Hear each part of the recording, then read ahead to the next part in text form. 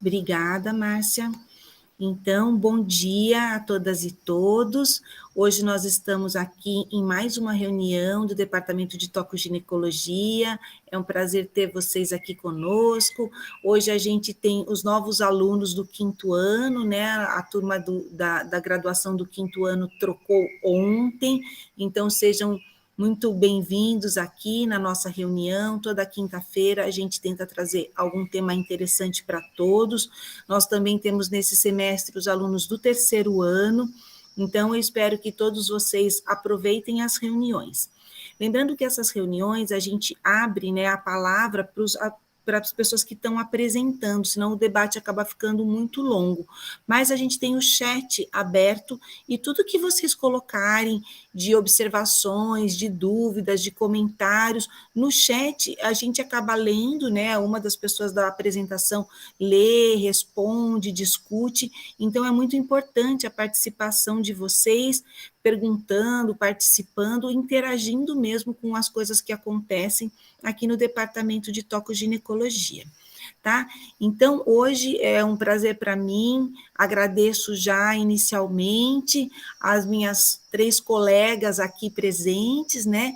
Então, a gente tem hoje aqui a professora Adriana Luz, que é professora da obstetrícia e que também é a representante da obstetrícia no Núcleo de Segurança de Pacientes do CAISM, tá?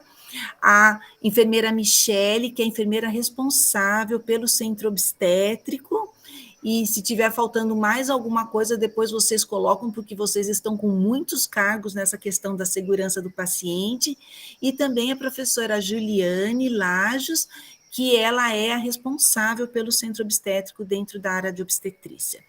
Então, eu já inicialmente quero dar as boas-vindas, agradecer em nome do departamento a disponibilidade de vocês estarem aqui conversando conosco de um tema tão importante, e agora, né, que nós temos essa semana, esse mês, onde chama-se atenção para a segurança do paciente de uma forma geral. Então, eu não vou me demorar mais, eu já vou passar a palavra e a apresentação para vocês, e agradeço muito. E espero que todos tenham uma ótima reunião, participem, coloquem as coisas no chat, que elas aproveitem que as 3 feras estão aqui para nos responder, tá bom? Muito obrigada. Obrigada, Fernanda, bom dia a todos, é um prazer a gente estar aqui falando com vocês hoje sobre a segurança do paciente obstétrico e do seu recém-nascido, em especial. Eu vou compartilhar aqui a minha apresentação, enquanto isso eu vou falando um pouquinho com vocês. Então, esse ano é um ano bastante especial, em que a gente acaba tendo uma atenção bastante importante para o cuidado materno e neonatal seguro, né? E para a gente começar a falar em segurança no momento do parto, eu queria passar com vocês alguns incentivos oficiais e programas políticos que funcionam na promoção da maternidade segura no nosso país. Vejam que essa preocupação com a maternidade segura começa lá em 1996, com o lançamento do projeto Maternidade Segura. Ela vai caminhando com vários programas de incentivo, em 2002, com o programa de imunização de pré-natal e nascimento, em 2002, com o Pacto Nacional de Redução da Mortalidade Materna e Neonatal, em 2003, com a Política Nacional de Atenção Integral à Saúde da Mulher, em 2005, com a Lei do Acompanhante, em 2010, com o Plano de Qualificação das Maternidades, que se estendeu também para o ano de 2011, e em 2014, a estratégia do Zero Morte Hemorragias, criado pela OPAS, e em 2019, a criação, de fato, do Dia da Segurança do Paciente, e em 2021, a gente começa com a criação do Dia Nacional da Redução da Mortalidade Materna, que foi lançado esse ano, em 28 de maio, e o Dia Mundial da Segurança do Paciente, que a gente comemora agora, nesse ano especial, com o cuidado materno e neonatal seguro. Então, para falar desses lançamentos do Dia Mundial da Segurança do Paciente, em 2019, a OMS começa a afirmar, né, de maneira global, esse tema de segurança do paciente como uma prioridade global. E o slogan de 2019 foi "Fale pela segurança do paciente". Em 2020, com a pandemia, a OMS lançou a segurança, como tema, né, a segurança do trabalhador da saúde, uma prioridade de segurança para o paciente. E o slogan do ano passado foi "Trabalhadores da saúde seguros, pacientes seguros", né? E o chamado foi "Fale pela segurança do trabalhador de saúde". E agora, em 2021, o tema escolhido foi o cuidado materno e neonatal seguro. O slogan da campanha: "Haja agora para um parto seguro e respeitoso". E por que a OMS, né, puxou esse chamado esse ano? Porque, devido à pandemia,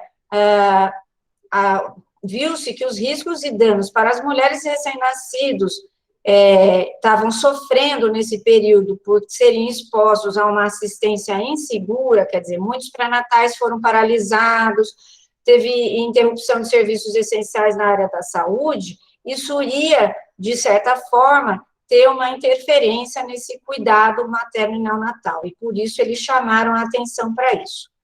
Essa é o slogan de entrada da página da Organização Mundial de Saúde, né, com essa foto dessa mulher.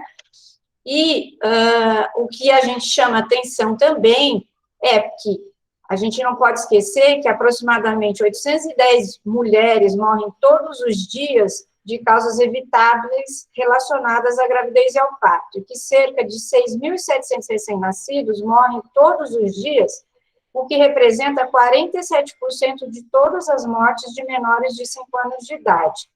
E precisamos sempre ter em mente as principais causas de morte materna, que são evitáveis, que são as hemorragias, infecções, os abortos inseguros, a eclâmpsia e o parto obstruído. E que cerca de 2 milhões de bebês nascem mortos todos os anos, com mais de 40% ocorrendo durante o trabalho de parto.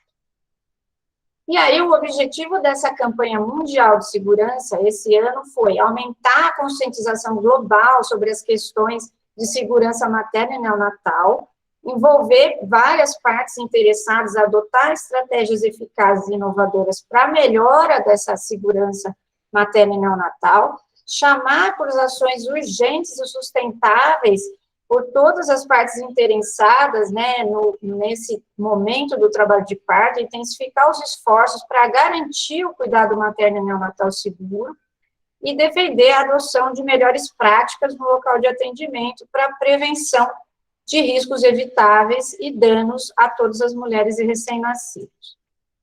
Diante disso, o Brasil construiu uma aliança que foi lançada como Aliança Parto Seguro e Respeitoso, e essa aliança tem a participação de várias entidades, e o CAISM é uma das entidades participantes dessa aliança para o parto seguro e respeitoso, e ela se apoia em 10 diretrizes, né, para o parto seguro e respeitoso. E quais são essas diretrizes? A diretriz 1 é a equidade, então, lembrando aqui, porque a gente tem bastante alunos assistindo a nossa reunião, é importante a gente garantir uma saúde equitativa, né, especialmente para as mulheres em situações de extrema vulnerabilidade social.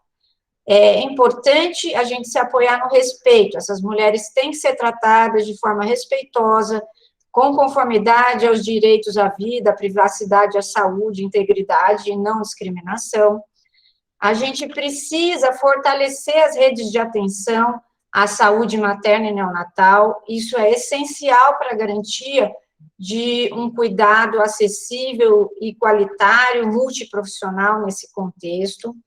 Em relação à diretriz do pré-natal, toda mulher tem o direito de um pré-natal com um olhar integral à sua saúde e à saúde do seu neonato.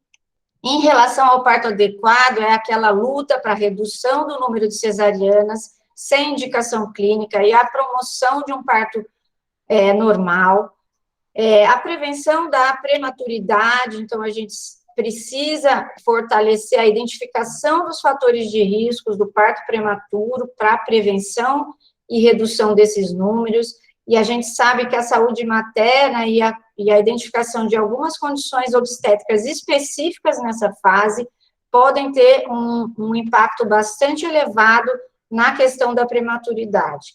Em relação à prevenção da mortalidade materna, a gente deve instituir o cuidado oportuno com ferramentas e pacotes pré-estabelecidos de protocolos para assistência segura às gestantes para as principais causas de mortalidade materna. Em relação ao engajamento e empoderamento, a gestante precisa se tornar protagonista durante a gestação e o parto do seu cuidado.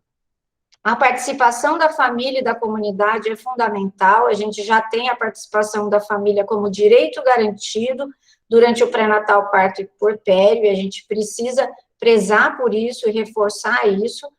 E o último pilar dessa diretriz, que é o letramento, que significa que a gente precisa dar informações acessíveis e compreensíveis para a gestante, para que ela possa tomar uma decisão sobre o seu cuidado de maneira consciente e segura durante todo esse período. Então, esses são aspectos bastante importantes para a gente começar a falar sobre segurança de parto e respeito nesse momento. E o que é possível fazer diferente? Na verdade, a transformação da prática, a gente não quer fazer coisas diferentes, e sim, nós precisamos fazer diferente o que já fazemos, com boas práticas. E a prevenção em obstetrícia pode melhorar o resultado materno e fetal? Qual é a resposta para essa pergunta? Sim, sem dúvida nenhuma. A gente precisa sempre lembrar que o pré-natal, ele se define como um conjunto de ações que vão permitir, durante esse período, a promoção da saúde, a prevenção, o rastreamento e o diagnóstico de várias doenças para essa mulher. O objetivo do pré-natal é a implementação de práticas adequadas para melhorar esse cuidado e a qualidade desse cuidado, visando sempre os bons desfechos maternos e perinatais. Lembrando que a gente também se baseia nos objetivos do desenvolvimento sustentáveis, onde 3 desses objetivos contemplam as nossas pacientes, que é o objetivo 3 de qualidade de saúde, o 5 de igualdade de gênero e o 10 de redução de desigualdades.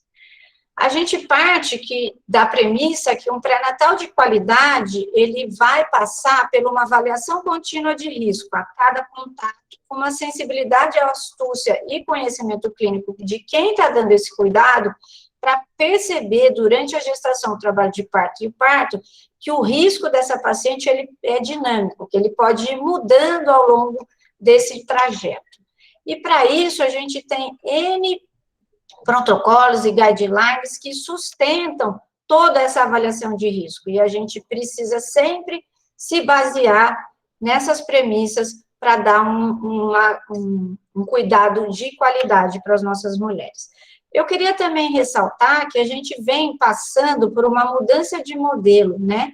Que são medidas que antes eram medidas de impacto no pré-natal para a redução da mortalidade materna e perinatal, e que hoje essas medidas de impacto na saúde da mulher visam a melhora global e a expectativa da mulher a longo prazo. Então, a gente está pensando na qualidade de vida, não só no momento, né, não só no cuidado no momento do parto, mas o que aquela experiência do parto e todo aquele desfecho do parto vai levar a longo prazo na vida dessa mulher.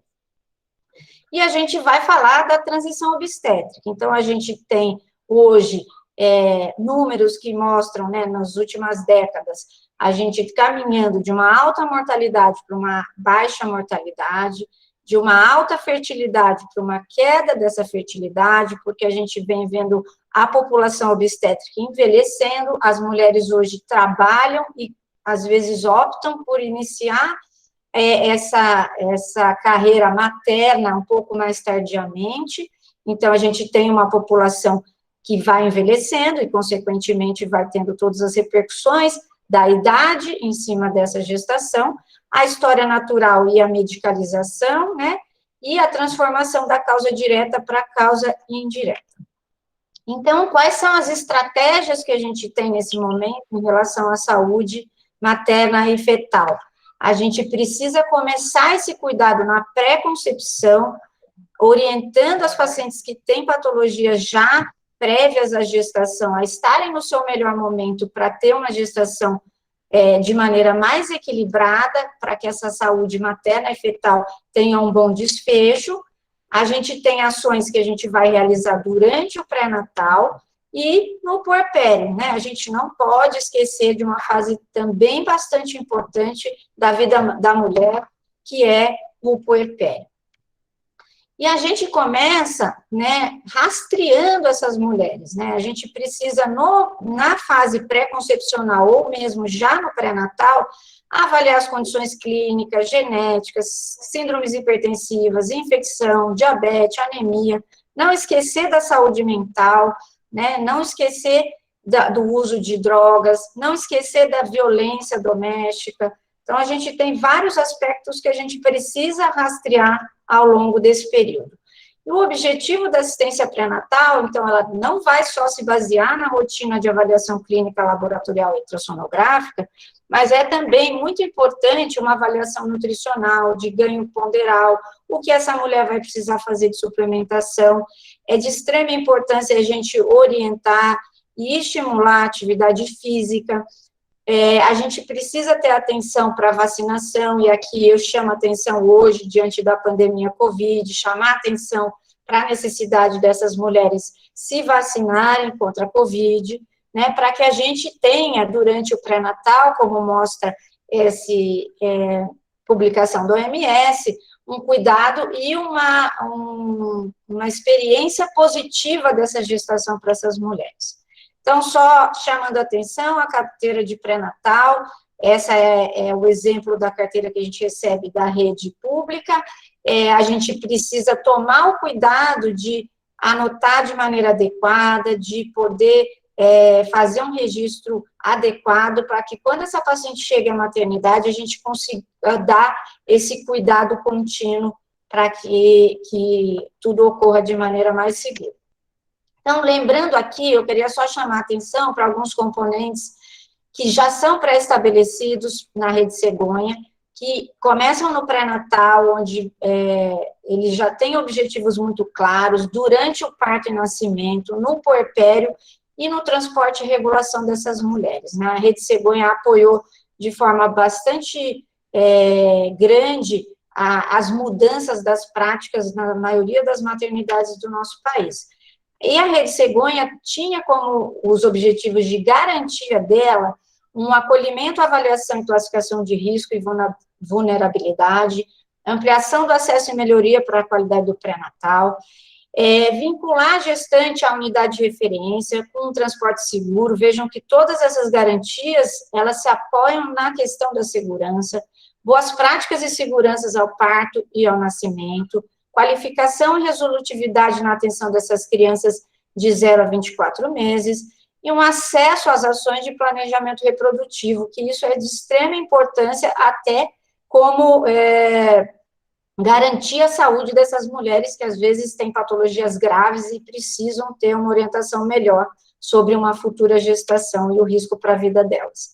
A Rede Cegonha também se baseava em algumas garantias de que as gestantes teriam acesso à ultrassonografia, testagem rápida de HIV e sífilis, teste rápido de gravidez, a gestação de risco teriam alguns critérios já pré-estabelecidos, visitas prévias às maternidades. Então, tudo isso já estava dentro do pacote que a gente precisa fazer e manter da qualidade do pré-natal. Então, só para lembrar aqui, né, que a qualidade do cuidado, ela se baseia em alguns pilares, que seria a estrutura, o processo e o resultado, né, como nessa publicação que tem da JAMA, e o processo, ele faz parte de todo esse mecanismo que a gente está falando de atenção e cuidado da paciente. E lembrar que a gente precisa sempre resgatar, então, essas condições de fatores associados à morbimortalidade materna. Então, lembrar das causas obstétricas, histórico de hemorragia, infecção, hipertensão, abortamentos, a idade gestacional, a idade da mãe, né? Então, os aspectos clínicos e demográficos de idade, raça, cor, patologias prévias, risco de tromboembolismo. Então, isso a gente vai associando os fatores de riscos associados à morbidade dessas mulheres. As condições socioambientais, como pobreza, baixa educação, falta de saneamento, poluição, violência, são fatores muito importantes. E, falando em relação aos recém-nascidos, a gente também precisa lembrar das questões da prematuridade, né, os principais mecanismos fisiológicos que podem levar essas mulheres a desenvolver trabalhos de parto prematuro, como inflamação e infecção, ativação de eixo hipófise, hipotálamo, hipófise adrenal, seja por conta de tabagismo, seja por conta de excesso de trabalho, seja por conta de substância psicoativa. Lembrar das patologias deciduais, patologias maternas, quer dizer, sangramentos, DPP, placenta prévia, todos os pacotes, as anomalias uterinas, né, distensões uterinas anormais, como a gemelaridade, todos esses são mecanismos fisiológicos que podem contribuir para a prematuridade. E lembrar que 50% dos partos pré-termos são de causa desconhecida.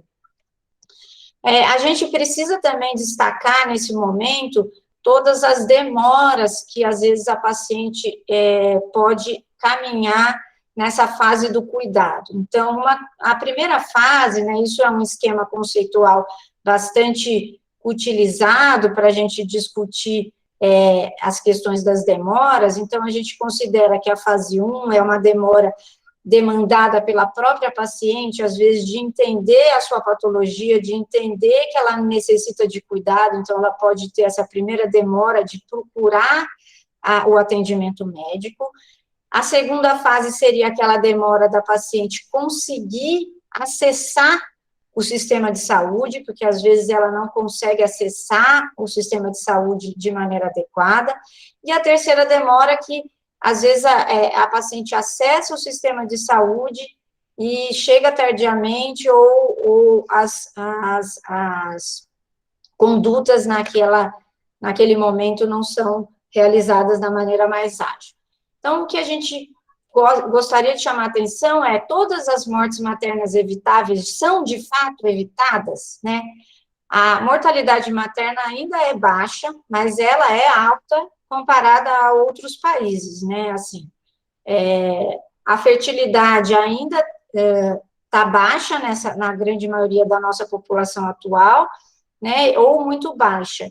E a gente hoje trabalha com as causas indiretas, que são as doenças crônicas, né? As pacientes engravidam mais tardiamente, algumas com patologias já associadas, hipertensão, lúpus, doenças cardiovasculares e outras comorbidades, diabetes, né, obesidade. E o principal desafio do setor de saúde é a sustentabilidade a longo prazo dessas mulheres e a medicalização, e o foco tem que ser nessa prevenção quaternária, né?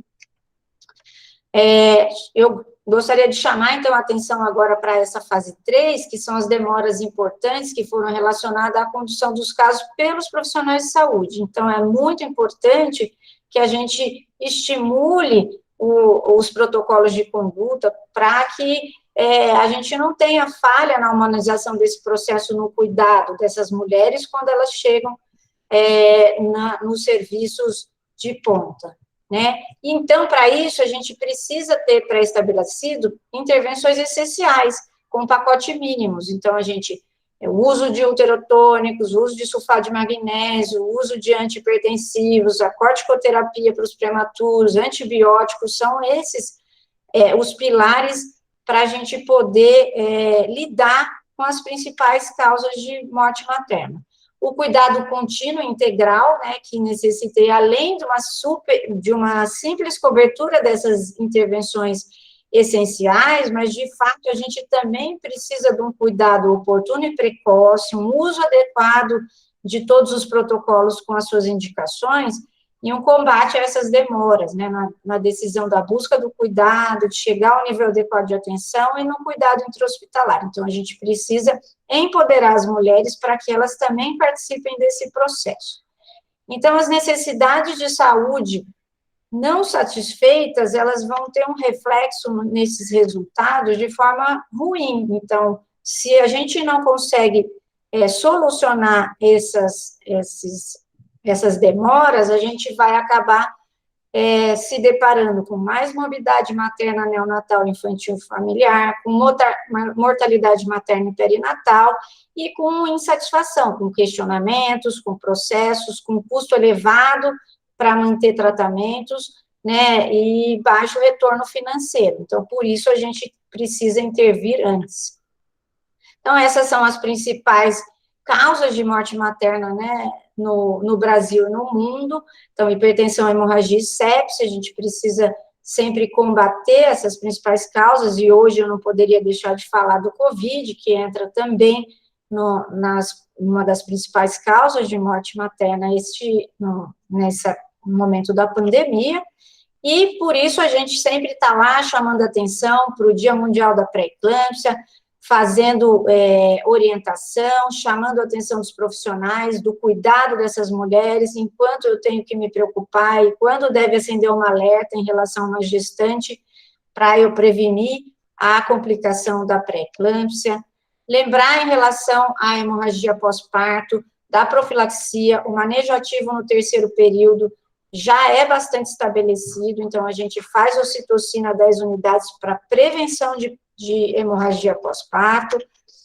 A gente tem que ter rapidez quando a gente suspeita de uma hemorragia pós-parto, a gente precisa agir de forma rápida, não esperar a paciente estabilizar para agir, e lembrar que a puérpera, devido às suas alterações fisiológicas, às vezes fica assintomática por um período mais longo, apesar de perdas volumosas de sangue. Então, a gente precisa agir rapidamente nesse cenário. E como que a gente consegue agir? De maneira sequencial da assistência, né? Com equipe treinada, com uma sequência bem organizada, com uma avaliação clínica, hemodinâmica, ressuscitação hemostática volêmica, tratamento direcionado para a causa da hemorragia pós-parto. Lembrando que a primeira hora é a hora importante em que a gente, fazendo intervenção rápida e oportuna, a gente vai ter um desfecho muito favorável, e a gente chama essa hora de hora ouro, e é super importante o treinamento da equipe, e eu queria mostrar aqui que as nossas equipes são treinadas, né, a gente tenta fazer com periodicidade esses treinamentos, envolvendo a equipe multidisciplinar, para que esse atendimento seja o mais ágil possível, e de forma mais coordenada possível, com toda a equipe sabendo como agir naquele momento da urgência. Agora, eu chamo a atenção para a sepse materna, que é uma emergência. Para a sepse, o tempo também é essencial. Pense sepse salve vidas. A gente pode se basear em critérios bastante fáceis da parte clínica para definir a gravidade dessa paciente.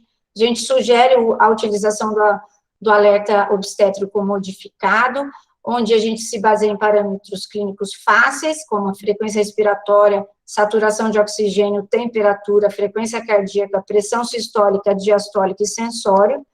Nesse momento, o COVID, a gente chamou bastante atenção para esse score, para classificar as pacientes, lembrando que um ou mais alertas vermelhos, ou 2 ou mais alertas amarelos, e a paciente que mostra sinais de síndrome respiratória aguda, ou que tem algum fator de risco associado, ela precisa ser priorizada, né? A atitude do profissional no momento do atendimento é o que pode reduzir a morte materna. Então, ainda falando da sepse, suspeitar das principais causas, né, de sepse, a gente chama a atenção aqui da pielonefrite, é uma das principais causas de infecção que levam a paciente a sepse, a síndrome respiratória aguda grave, coriamnionites, mas não esquecer das outras doenças, como dengue e outras doenças que podem evoluir de maneira grave. Eu queria também chamar a atenção nesse período de profilaxia, né, durante esse momento do parto, em relação ao estrepto beta-hemolítico, que é uma profilaxia pré-estabelecida. A infecção pelo estrepto, os alunos que estão aqui já devem ter ouvido falar, mas a gente vai estar sempre reforçando esse aspecto no pré-natal e no momento em que a paciente chega ao centro obstétrico. É uma infecção que é transmitida pela mãe durante a passagem do bebê pelo canal de parto. 50% das mulheres são colonizadas para estrepto e podem transmitir essa bactéria para o seu recém-nascido. Mas a gente sabe que na ausência de antibiótico terapia intraparto, 1 a 2% desses recém-nascidos podem desenvolver infecção de início precoce pelo estrepto do grupo beta.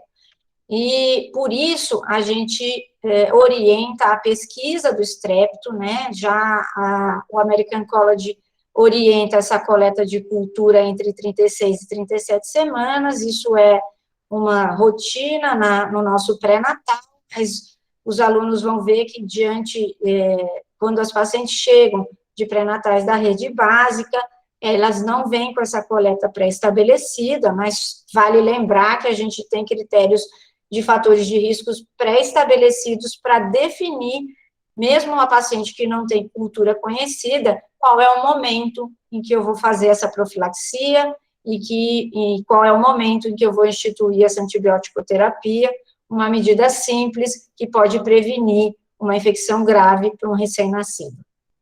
Bom, agora eu passo a palavra para a Michele, que vai continuar com vocês, e a gente depois, no final, faz uma discussão. Bom dia a todos, é um prazer aqui participar, né, da reunião do departamento. Eu vou partilhar um pouquinho, então, no que diz respeito ao cuidado seguro materno e neonatal na parte do centro obstétrico. Bom, então, falando um pouquinho sobre a verificação da OMS para partos seguros, a gente sabe que os checklists são instrumentos úteis para a organização de processos complexos e importantes, são usados já há algum tempo, né? Então, qual é o objetivo? Então, ajudar os profissionais a se lembrarem das tarefas que são essenciais para a prestação de um melhor cuidado mais seguro em diversos contextos, incluindo o parto, né? Que apesar de ser um evento fisiológico, então está sujeito às complicações. Então, a lista de verificação para partos seguros da OMS, então é uma lista organizada, pode deixar esse mesmo, Dri, pode deixar nesse aí que você passou. Uma lista organizada, então, de práticas essenciais, baseadas, então, em evidências científicas, que ajudam, então, a evitar as principais causas de morte materna, de natimortos por causa intraparto e as mortes neonatais. Então, na elaboração da lista, foi considerada a sequência de rotina dos eventos e as práticas, então, essenciais ao parto foram agrupadas em 4 sessões, conforme ilustra aí o slide. Então, essas sessões, elas representam pontos específicos em que a equipe de enfermagem, então, deve verificar se aplicaram todas as práticas essenciais ao parto. Então, estes pontos seriam na admissão, antes da expulsão, ou se no caso for uma cesariana, logo após o parto e antes da alta do binômio. Então, essas verificações, elas são importantíssimas, então, para proteção da mãe e do bebê de complicações perigosas. Pode passar. Aqui a gente traz um pouquinho a lista de verificação proposta pela OMS. Pode passar. No terceiro momento, no quarto antes da alta.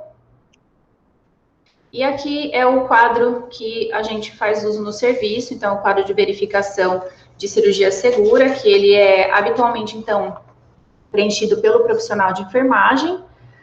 Então, ele contempla os momentos de verificação, que seriam o check-in, na entrada da paciente em sala, que a gente faz a conferência, então, da pulseira, do prontuário, checa algum tipo de alergia, materiais, equipamentos, carrinho de anestesia, se o aparelho de cardiotoque está na sala funcionante, se ela assinou o termo de consentimento, se há ou não risco de sangramento aumentado, se há reserva de sangue, se os exames laboratoriais foram coletados, checados, e aí, mais importante também, a coleta do estreptococo.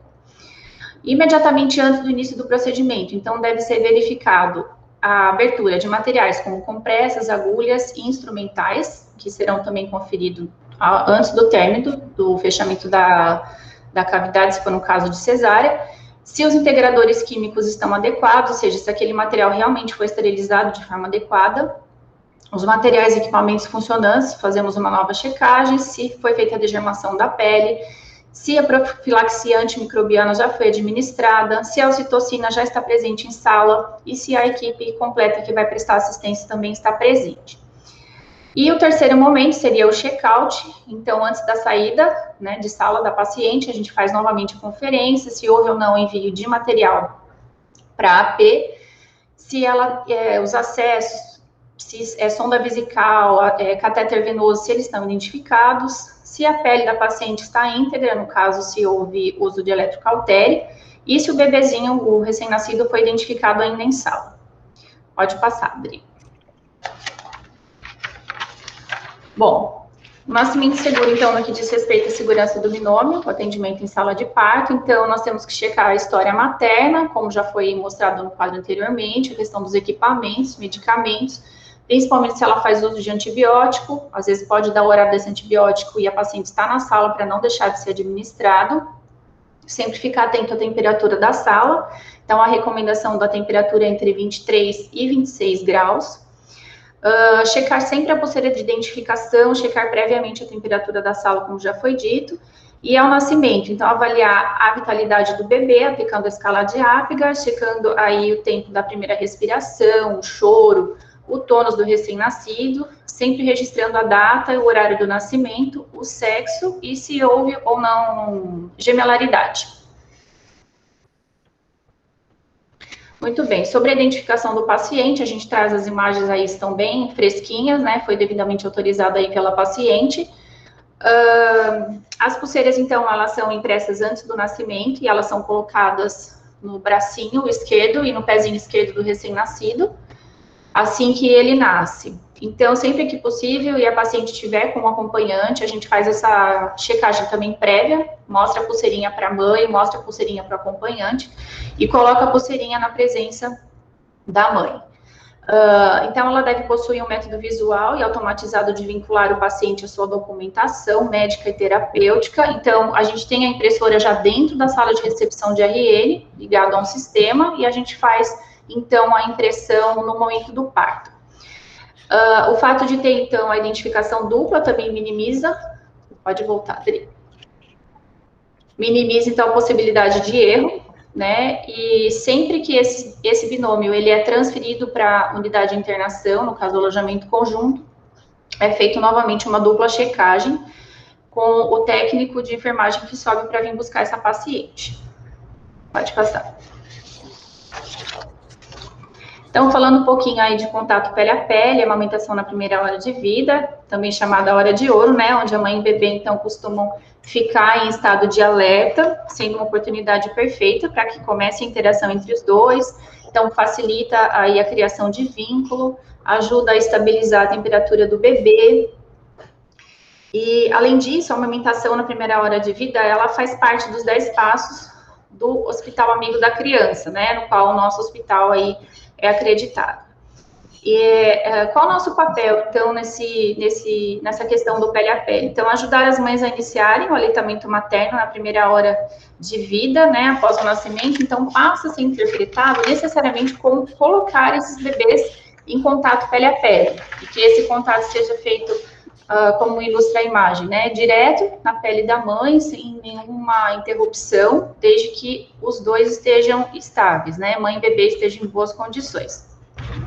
E o nosso papel é oferecer ajuda se necessário. Então, como já foi dito, os benefícios do pele a pele, aqui no nosso serviço a gente tem uma boa adesão com treinamento da equipe, tanto da equipe da obstetrícia quanto da NEL e da anestésio, de forma a favorecer aí que esse contato ocorra da melhor forma possível. Pode passar. Então, falando um pouquinho na questão da prevenção da hipotermia, também relacionada à segurança da mãe e do bebê, a gente procura manter, então, a temperatura da sala de parto entre 23 e 26 graus. Temos que fazer a checagem do berço aquecido, ver se ele está realmente na temperatura adequada para receber o bebê, caso ele não fique diretamente no pele a pele. E, preferencialmente, receber os recém-nascidos em campos aquecidos, com atenção especial aos menores de 34 semanas. Pode passar.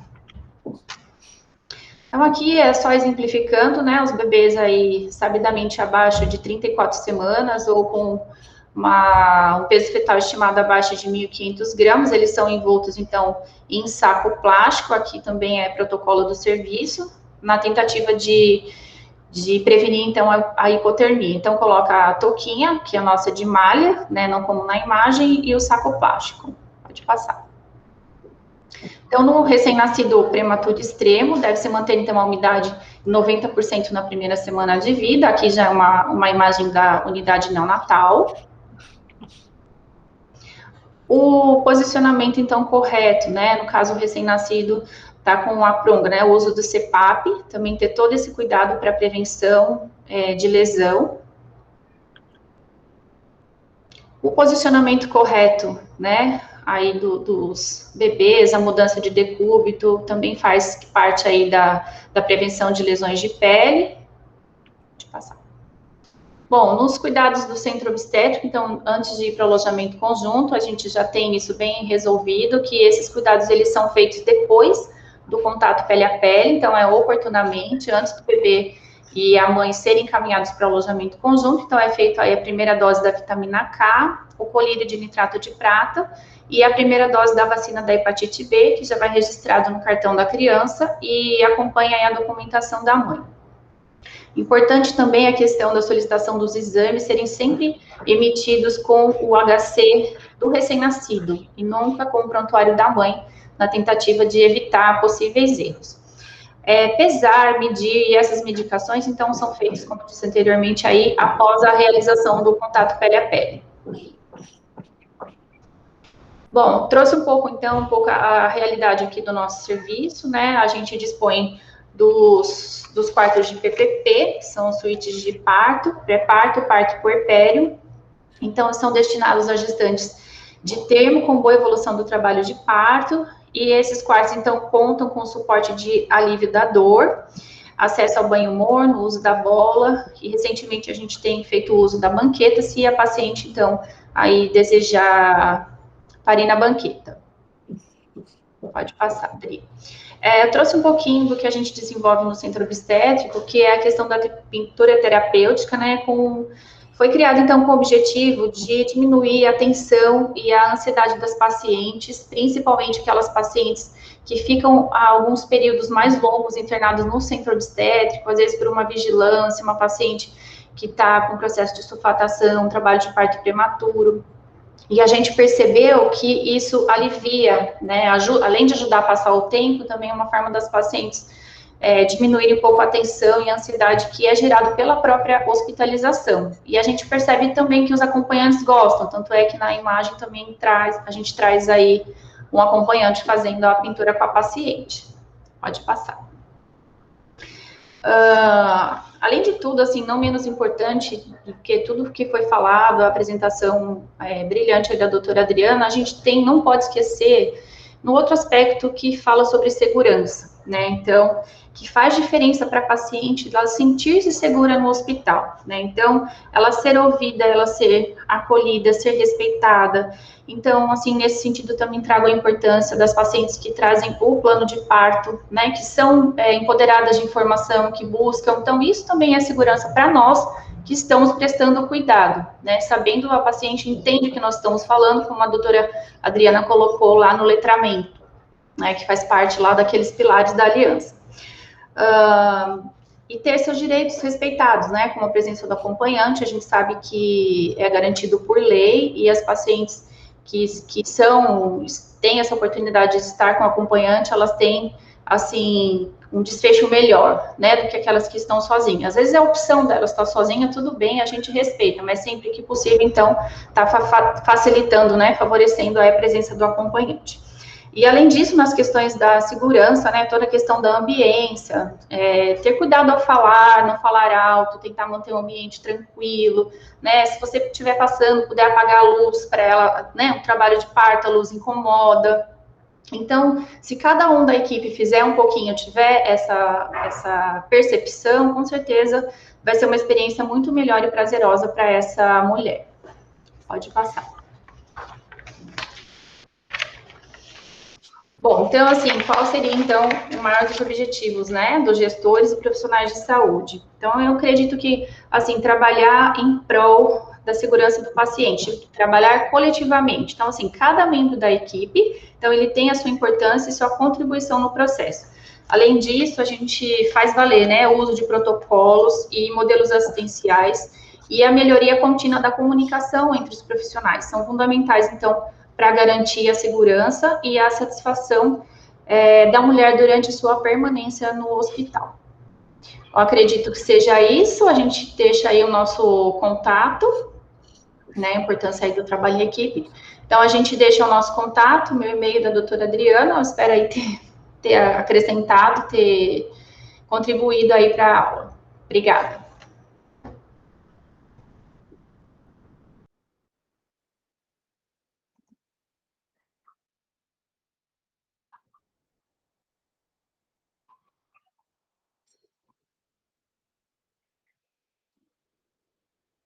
Obrigada, Michele.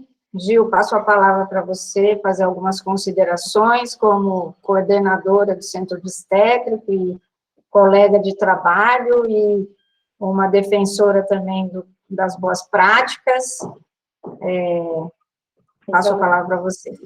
Primeira coisa, assim, primeiramente eu gostaria de agradecer a oportunidade de estar trazendo esse tema tão importante na reunião do departamento, como a segurança obstétrica e neonatal, e parabenizar a doutora Adriana e a enfermeira Michele pelas brilhantes exposições. Elas são pessoas absolutamente parceiras e também engajadas na causa de estar melhorando continuamente e reavaliando continuamente. Então, eu acho que ouvi-las, né, e entender que nós fazemos sempre um processo de aprimoramento e trazer isso para a comunidade do departamento é importantíssimo. Então, agradeço a doutora Fernanda, né, e a toda a diretoria por isso, da divisão.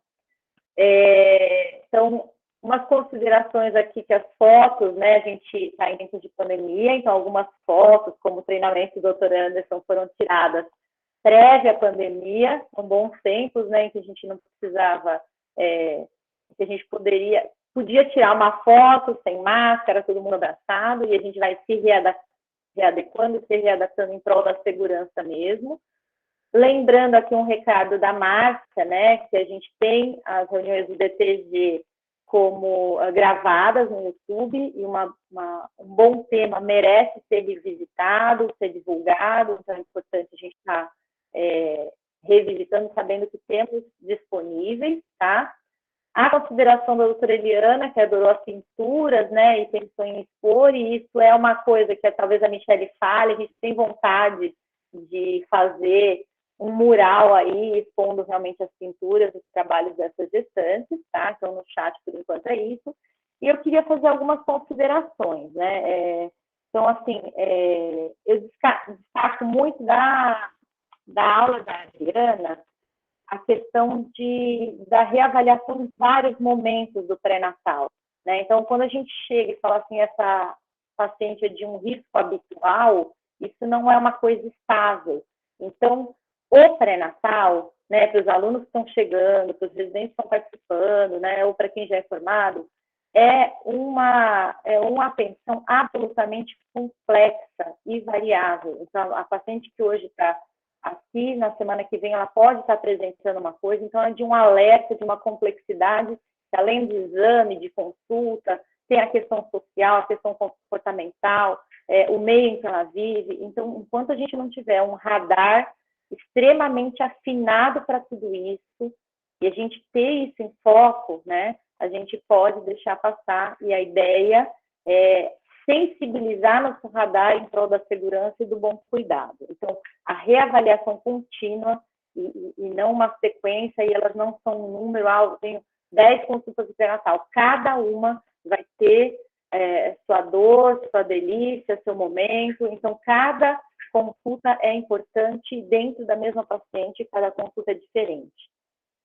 Outro conceito que achei legal que a Adriana falou, a questão de integralização com as unidades, né?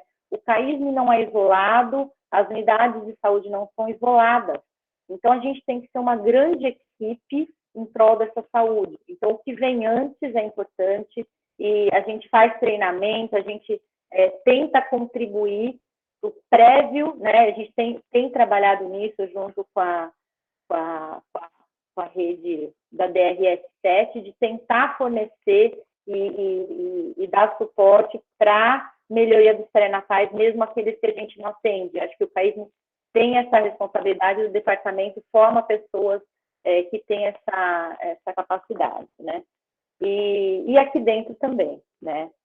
E uma responsabilidade compartilhada, né? Que a Adriana destacou, eu acho que é fundamental o CAISM, as unidades de saúde, e a gente compartilhar o pré-natal, o puerpério, e considerar isso tudo nosso, né?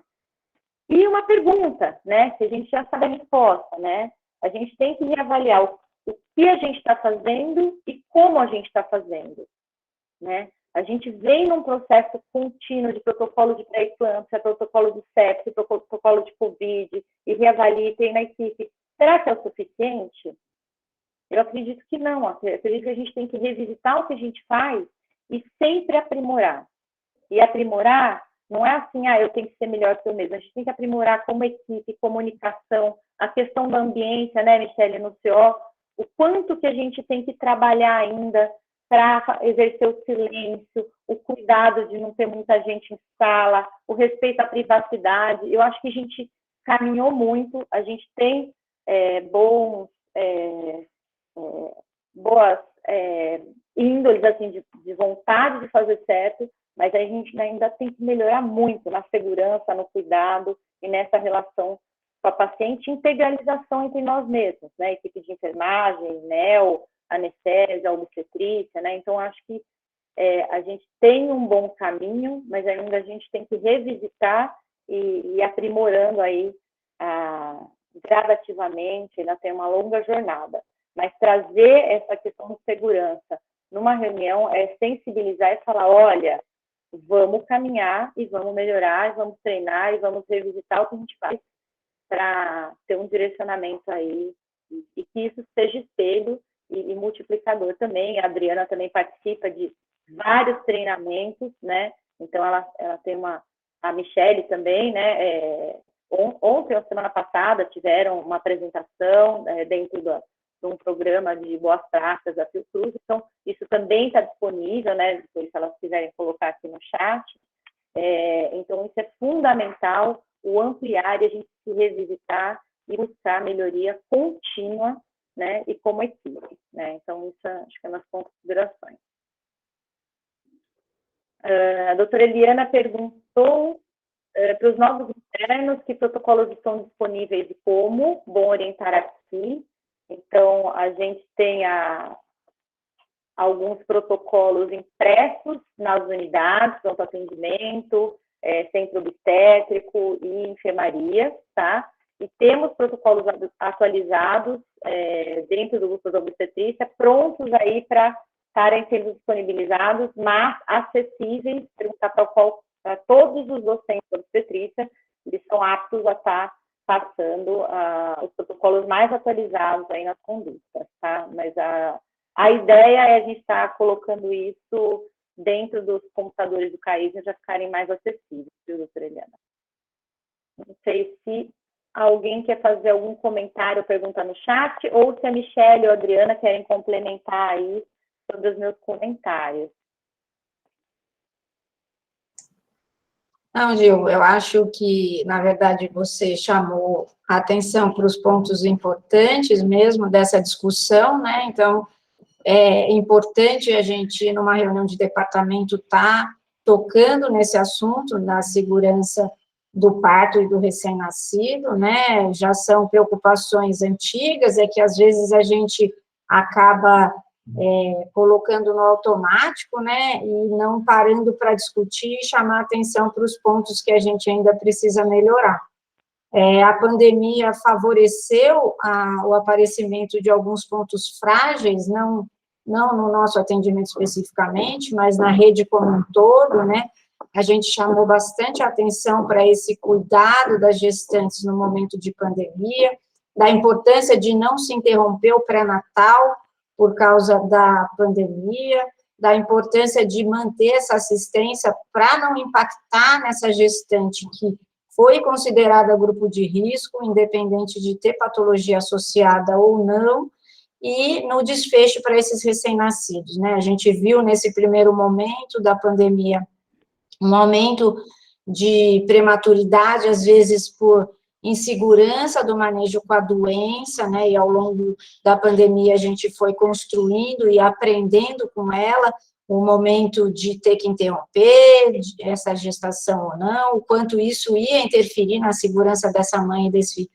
bebê, né, então isso foi um crescimento mundial, e a gente pode se colocar aqui como um dos hospitais que ofereceu boa qualidade com os nossos desfechos dos pacientes graves. A gente está sempre muito envolvida nas melhores práticas, mas a gente precisa sempre chamar atenção que protocolos, envolvimento e trabalho em equipe, eu acho que isso também foi uma coisa que ficou muito bem exposta nesse período da pandemia, a necessidade do trabalho multidisciplinar, né, a necessidade da conversa entre as equipes, né, a necessidade de uma construção conjunta entre as equipes.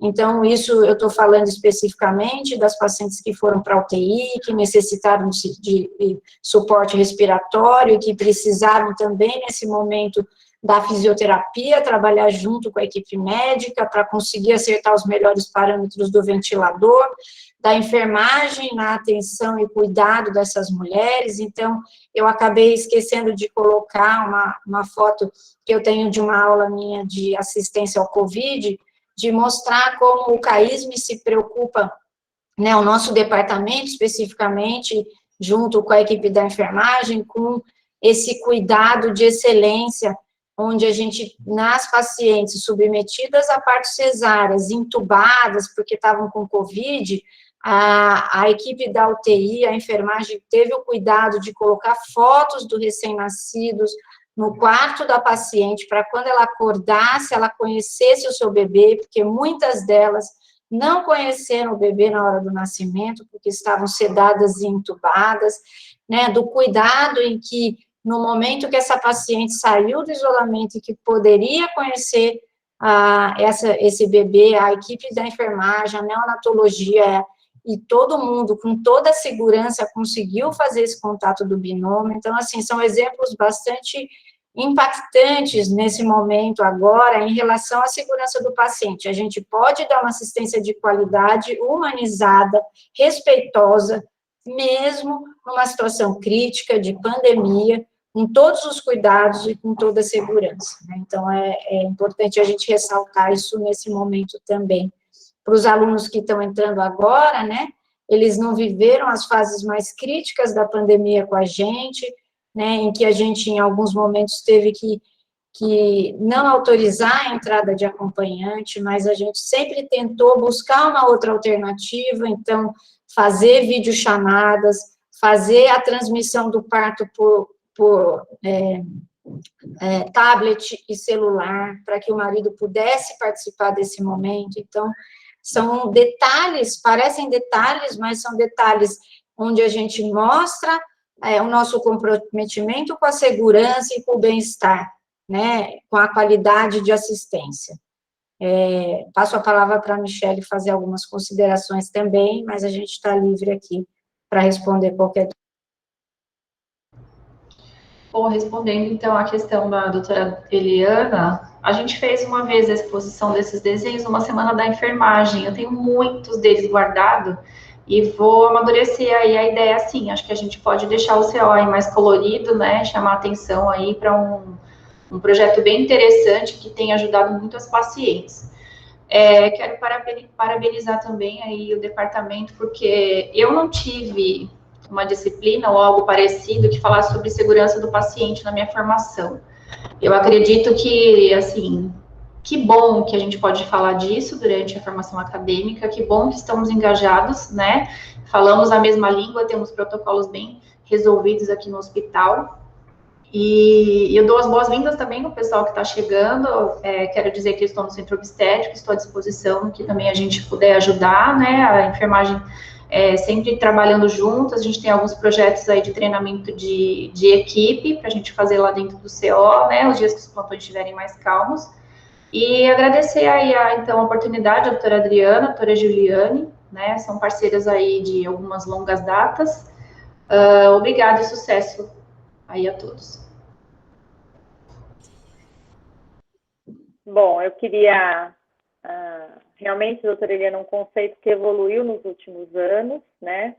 E eu acho que a gente tem um caminho estruturado, né? Com boas metas, mas que a gente ainda tem que trabalhar muito para chegar aonde a gente quer, e quando a gente chegar onde a gente quer, a gente ainda vai ter passos a mais para dar, né?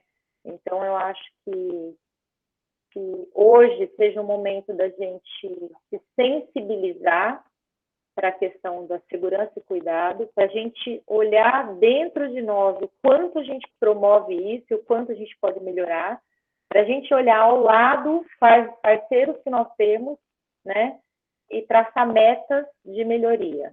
Enquanto a gente achar que a gente é bom o suficiente, a gente não consegue progredir e melhorar.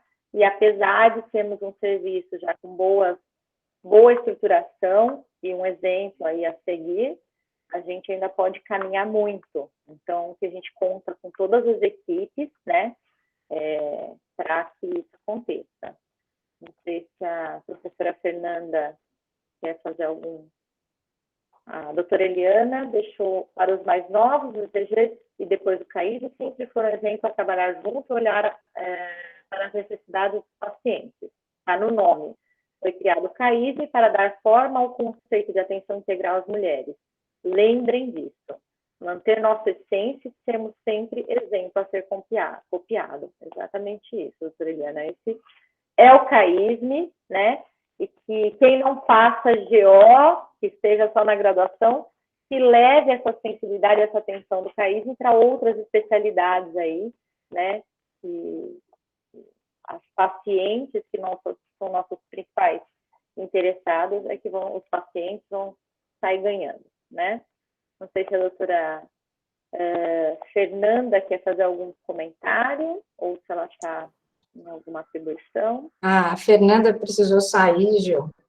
Tá. Ela me avisou e se desculpou, mas ela teve um problema, e então ela deixou para a gente fazer o fechamento da reunião. Então, aproveitando, a doutora Eliana aqui presente, doutora Eliana, quer falar alguma coisa? Porque você se manifestou, a doutora Eliana é uma pioneira aí nas lutas, né, do CAISME e as mulheres, das boas práticas. Então, eu abro a palavra para você nesse momento.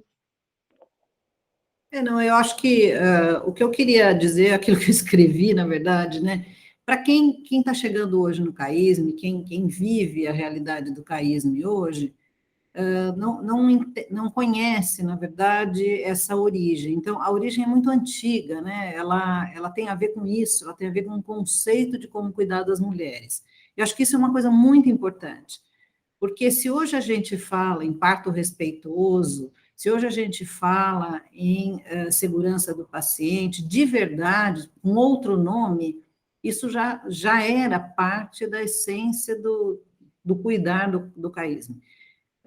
Nós criamos os quartos PPP numa época que ninguém tinha. O projeto demorou bastante para ser efetivado por razões aí financeiras, administrativas, mas o CAISME, no final dos anos 90, já praticava aquilo, né, já preconizava e tentava praticar, na medida do possível, até do seu prédio, aquilo que depois todo mundo abraçou chamando de parto humanizado. Isso, para quem está chegando, não tem noção. E a gente abraçou lá atrás, nesse CAISME aí, que atende os casos graves, que não atende só parto de baixo risco, né? Então, o conceito de humanização da assistência, para a gente, ele está no DNA do CAISME primeiro, mas o CAISME não nasceu CAISME. O conceito de humanização da assistência está no DNA do Departamento de Toco-Gineco, que é mais antigo que isso, e que foi quem pariu essa ideia. E essa ideia foi parida com outras pessoas no Brasil inteiro, que criaram um programa que chamava de Assistência Integral à Saúde da Mulher. Eu não fiz parte exatamente dessa época, porque daí eu entrei na residência no final de 80 e tal. Mas essas coisas foram se unindo. Então, é bom as pessoas conhecerem um pouquinho essa história. E esse conceito da atenção integral à saúde da mulher, isso sim, ele nasce muito fortemente do nosso departamento, quando não existia CAISM, gente. Ele nasce do departamento. E aí, isso vai para Brasília, para programas nacionais, cria-se um conceito e luta-se para ter na Unicamp esse centro que personalizasse, vamos dizer assim, desse objetividade ao conceito, quer dizer, para não ficar só no teórico, não, vamos fazer acontecer desse jeito. E foi aí que nasceu o CAISM. Então, a gente que está aqui dentro teve o prazer, e tem o prazer, de viver num lugar onde isso está na cultura da instituição. É muito diferente se vocês forem num ambiente ou numa instituição que a cultura é outra. Então, a gente não tem muita noção dessa diferença, e aí acho que a Adriana teve experiência em outras instituições, talvez a Michelle tenha trabalhado em outras instituições, ou qualquer outra pessoa que esteja aqui, que pode dizer isso, como é diferente. Mas o que eu posso falar para vocês é que as pessoas entram no CAISM e falam assim, nossa, mas o clima aqui é outro. E é mesmo. Ele é colorido, ele é mais... as relações são mais amistosas entre as equipes. Então, é uma coisa que no dia a dia você não presta atenção, mas faz toda a diferença, porque nós só podemos ser bons profissionais para os pacientes se a gente estiver se sentindo bem. Se a gente também estiver bem. Então, a equipe tem que estar bem e ela oferece isso. Então, transforma na grande família, né? Senão, não há como ser um ambiente organizado. Não há checklist que resolva se não tiver isso acontecendo. Obrigada pela palavra, Adriana. Obrigada, Eliana, mas eu dei a palavra porque é fundamental essa história, né, do nosso departamento, de como tudo isso é construído, e, de fato, os alunos não conhecem essa história, né, e eu também não estava desde o início aqui, então é importante a gente sempre lembrar nesses momentos, né, que a gente não constrói essas práticas do nada, né, a gente constrói baseado em toda uma filosofia, em toda uma política, em todo um acerto de equipe, e, de fato, é um orgulho a gente fazer parte de um hospital que tem essa visão, que, sem dúvida nenhuma, não, é muito diferente de outros locais, né, que a gente tem contato, de outras instituições, é diferente no nosso município, é diferente no nosso estado, é diferente no Brasil como um todo, né, então, são pequenas ações, né, que fazem muita diferença para a segurança e para a qualidade da assistência daquele binômio, que em alguns outros lugares eles nem sequer pensam nisso, né, eu posso dar exemplo de que, nesse período de pandemia, eu participei de várias lives com o Brasil todo para a orientação dos casos Covid, e eu também chamava atenção em relação a essa qualidade, né, de assistência. Mas por que para essa paciente vocês não pediram para o acompanhante ficar do lado dela, se ela estava tão desesperada? Nós nem pensamos nisso, quer dizer, não fazia parte da prática daquela instituição.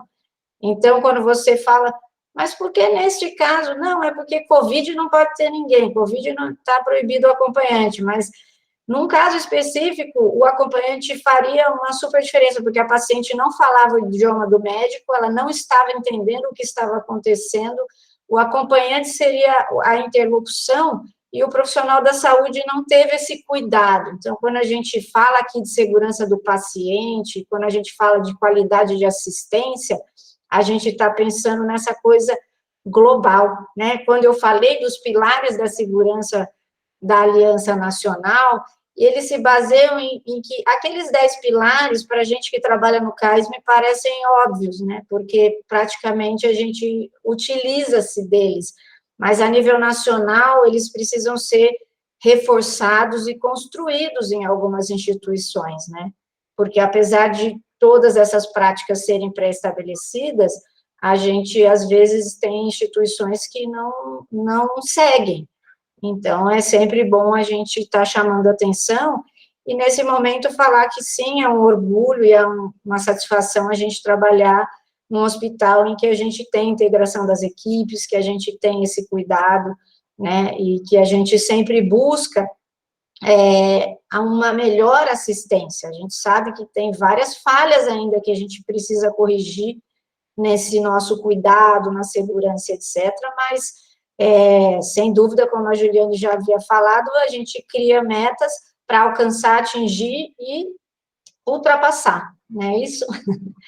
Então, Gil, não sei se você quer falar mais alguma coisa para a gente já ir. Só agradecer, falar que foi um prazer aí dividir essa mesa, né, e receber também vamos dobrar a meta, né, doutora Eliana, receber essa contribuição da doutora Eliana, falando um pouquinho da nossa história, e coloco agora a Márcia para apresentar qual vai ser nosso tema da semana que vem na reunião do departamento. Márcia?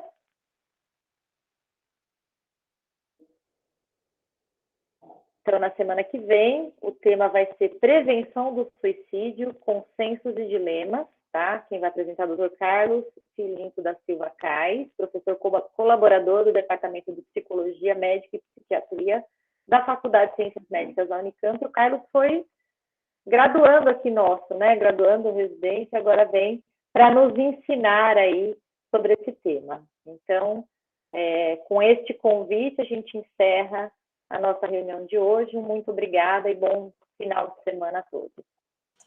Obrigada, e só reforçar que a importância do suicídio, setembro também é o mês amarelo, né, de prevenção aí ao suicídio, então, um setembro cheio de dias comemorativos, então, a prevenção ao suicídio e o Dia Mundial da Segurança do Paciente, que foi no dia 17 de setembro, e a gente encerra aí a nossa reunião com todas essas comemorações e lembranças do mês de setembro.